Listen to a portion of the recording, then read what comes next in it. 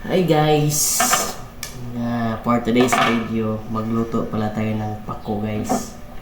Alam niyo yung pako guys, ito yung gulay namin sa probinsya. So ito yun guys, pako. So yun, pako guys. So lulutuin ko yun guys. So ngayon guys, prepare naman tayo ng mga ingredients guys na natin lulutuin. No? So yun iba tayo ng sibuyas guys.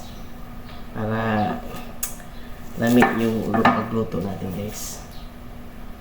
So, sibuyas saka lang guys, yung ingredients yan. Susi. So, ganito lang guys, magluto tayo guys.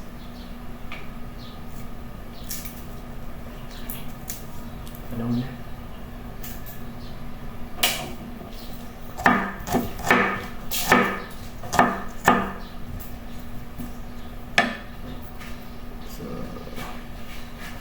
Please watch my video guys. So hanggang dulo paano lutuin yung pako ng gulay.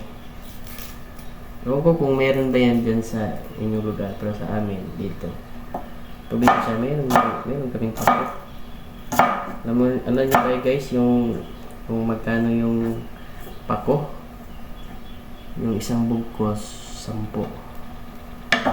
So 10 yung pako, yung presyo palengke. Pero kung meron kayo dun na tanim dun sa sa bukid nyo, ayan, kano kayo?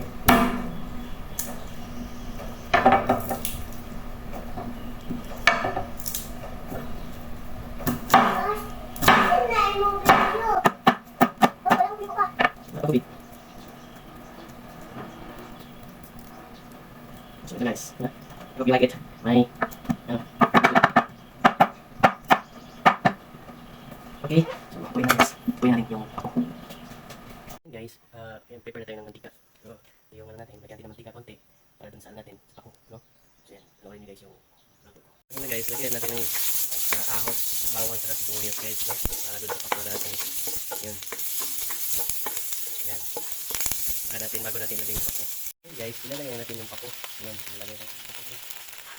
No? Ikot na natin yung pako guys, no? Ikot na natin yung pako. Hi guys, ito pala yung finished product natin, no? So yung pako, so nakuhaan na to guys. Okay, thank you for watching.